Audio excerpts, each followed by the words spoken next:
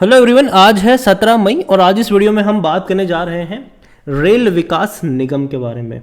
देखिए, छोटा सा रेलवे का शेयर है, लेकिन पिछले कुछ दिनों में बड़ी आग उगली थी इसने।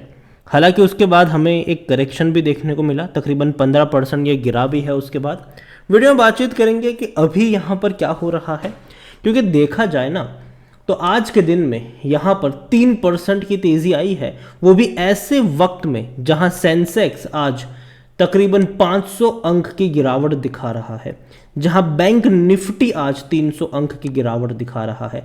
ऐसे में रेल विकास निगम का शेयर 3% की तेज़ी दिखाता हुआ नजर आ रहा है। सिर्फ इतना ही नहीं, इरकॉन में भी तेज़ी है, IRFC में भी तेज़ी है।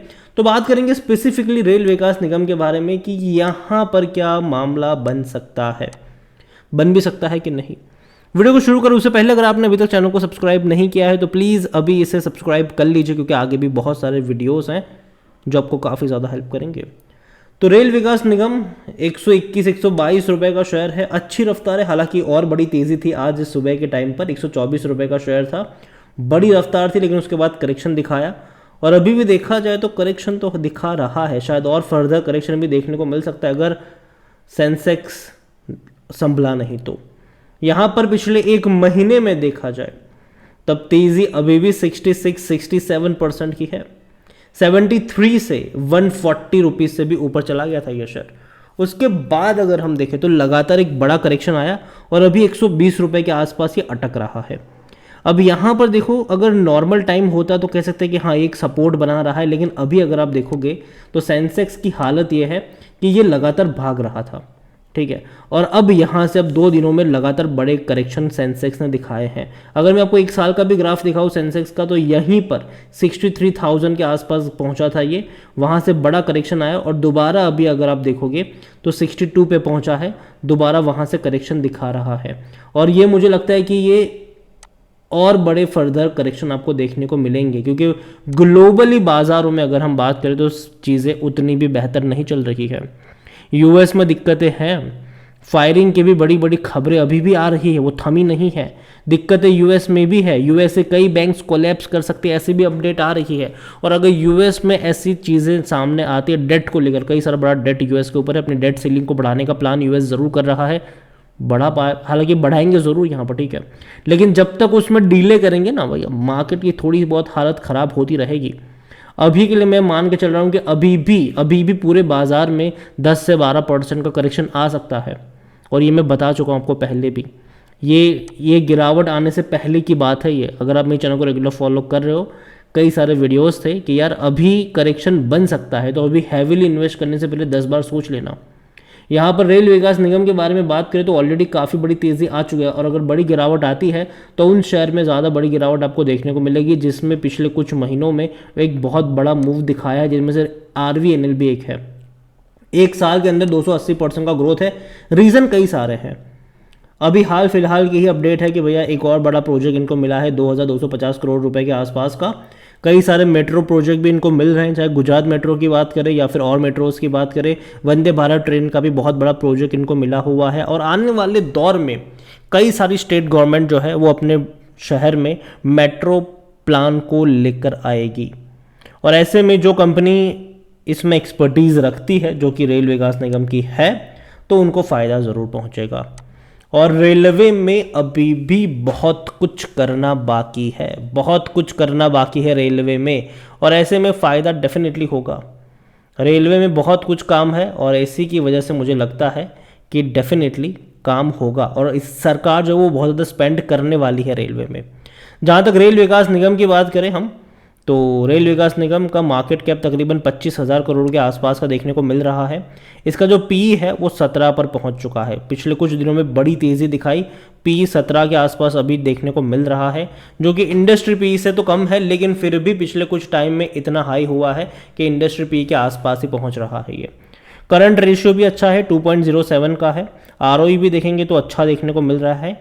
और दूसरी बात, कंपनी ने पैसा बना कर दिया है, चाहे 1 महीना हो, 6 महीना हो, 1 साल हो, 3 साल हो। यहाँ पर देखिए 62% का ग्रोथ है एक महीने में, 6 महीने में 86%।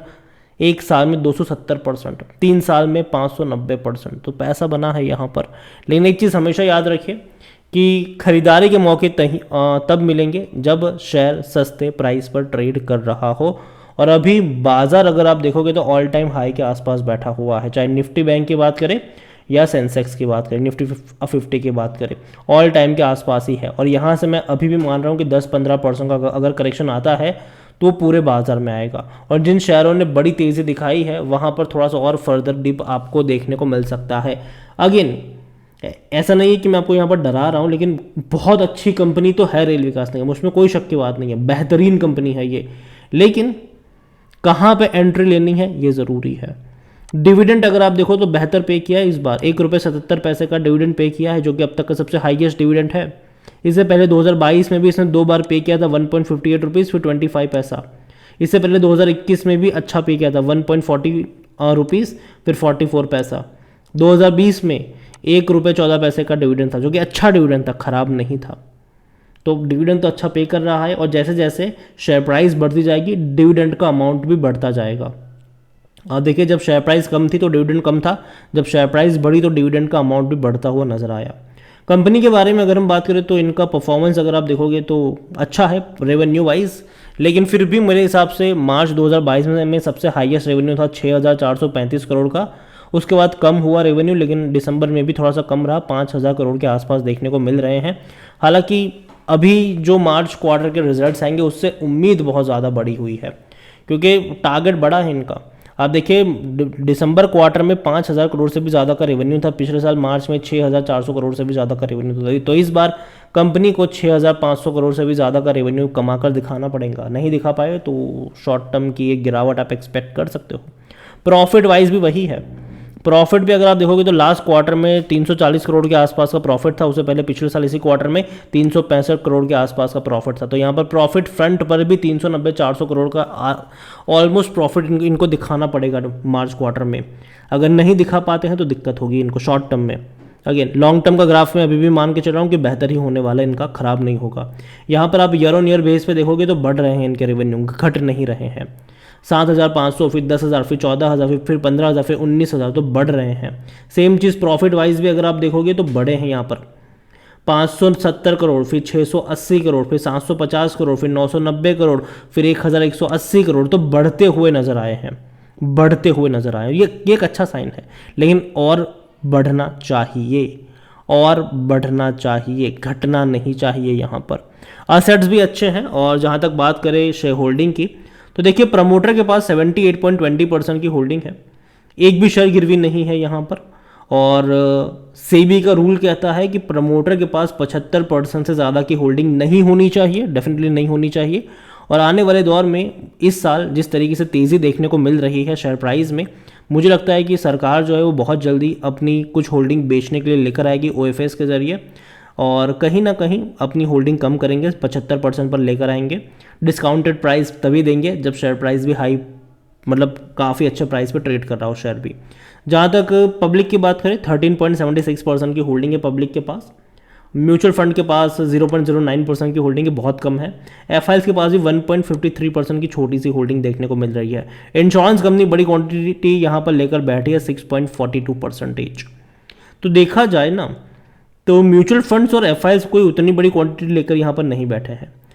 प्रमोटर के पास प्रमोटर के बाद पब्लिक के पास बड़ी होल्डिंग है, फिर इंश्योरेंस कंपनी आती है। तो ये तीन है जो बड़ी क्वांटिटी यहाँ पर लेकर बैठे हुए हैं। ओवरऑल रेल विकास निगम अच्छी कंपनी है, बेहतरीन कंपनी है, और रेलवे में अभी भी हमें बहुत कुछ करना बाकी है। और आने वाले दौर में कई सारी स्टेट गवर्नमेंट जो है वो अपने बड़े बड़े शहरों में जो ट्रांसपोर्टेशन मोड है उसको मेट्रो की तरफ स्विच करते नजर आएंगे। डेफिनेटली ये होगा आने वाले दौर में, आज नहीं तो कल ये होगा। देखा देखी में ही सही, लेकिन एक स्टेट मेट्रो लेकर आया है तो दूसरा स्टेट भी मेट्रो लेकर आएगा, क्योंकि कनेक्टिविटी के लिए भैया मेट्रो डेफिनेटली बहुत ही बढ़िया चीज़, बहुत ही बढ़िया ऑप्शन होता है। और यही कहूँगा मैं आपसे कि कंपनी को ऑर्डर अभी भी मिल रहे हैं, आगे भी मिलेंगे, और सरकारी कंपनी है, डूबने का खतरा ना के बराबर है। और रेलवे में अभी भी हमें बहुत कुछ करना बाकी है, जितना करोगे उतना बढ़ता जाएगा, ये चीज़ याद रखो अब रेलवे को लेकर। लेकिन हाँ, कब एंट्री लेनी है वो एक हमेशा सवाल होता है। मेरे हिसाब से अगर आपके पास है तो रखे रहो, लेकिन फ्रेश बाइंग की सलाह मेरी नहीं है अभी इस रेंज पर। देखो यहाँ पर अभी पता है क्या होगा, एक दिन तेज़ी दिखाएगा, एक दिन थोड़ा सा करेक्शन दिखा देगा। अगर आप देखो 121 पे था, अगले दिन भाग के 126 पे चला गया, वापस अगले दिन 120 पर आ गया, फिर वापस 120 रहा, 120 रहा, 118 रहा, आज तेज़ी आई 122 पे गया है। हो सकता है कि जब मार्केट क्लोज होगा तो आपको ये 120 के आसपास देखने को मिल जाए, और उसके बाद फिर से अगर कल परसों वापस से एक दिन तेज़ी एक दिन गिरावट वाला खेल चलता रहेगा यहाँ पर, तो अभी वेट एंड वॉच, जल्दबाजी मत करिए यहाँ पर खरीदारी को लेकर। कंपनी अच्छी ज़रूर है, लेकिन फिर भी वहीं पे खरीदिए जब ये सस्ता मिल रहा हो, क्योंकि जब भी इसने कोई बड़ा मूव दिखाया है, लंबा वक्त इसने लिया है, उस रेंज में फंसा है, लंबे टाइम के लिए फंसा है, फिर भागने के लिए तैयार हुआ है। तो अभी मुझे लगा कि यार ये लंबा टाइम लेने वाला है, बहुत बड़ा मूव मैं इतना जल्दी एक्सपेक्ट अभी यहाँ से नहीं कर रहा हूँ। और अगर मार्केट में गिरावट देखने को मिलती है तो यहाँ पर भी कोई बहुत बड़ी तेज़ी आप एक्सपेक्ट नहीं कर सकते हैं। तो यही कहूँगा, वेट एंड वॉच, यही करोगे तो फ़ायदे में रहोगे। इसके अलावा जिस पोर्टल का मैं इस्तेमाल कर रहा हूँ, ट्रेड ब्रेन्स, अगर आप भी इसको यूज़ करना चाहते हैं तो लिंक मैं आपको डिस्क्रिप्शन में दे दूंगा। अगर आप मेरा कूपन कोड HSA20 यूज़ करोगे तो आपको 20% का डिस्काउंट भी मिल जाएगा। कई सारे बेहतरीन फीचर्स हैं जिसका आप यहाँ पर इस्तेमाल कर सकते हैं, जैसे कि सुपरस्टार पोर्टफोलियो हो, या फिर डेट फ्री स्टॉक भी आप यहाँ पर ढूंढ सकते हैं, पेनी स्टॉक्स भी आप यहाँ पर ढूंढ सकते हैं, डिविडेंड सुपरस्टार भी आप यहाँ पर ढूंढ सकते हैं। तो जाइए और इस वेबसाइट को भी चेकआउट ज़रूर करिएगा। वीडियो को एंड करूंगा यहीं पर। पसंद आया हो तो लाइक करो, शेयर करें। चैनल पर अगर आप पहली बार हैं तो प्लीज़ सब्सक्राइब करें, और रेल विकास निगम के बारे में आप क्या सोचते हैं वो भी आप मुझे कमेंट में लिख के बता सकते हैं। Thank you.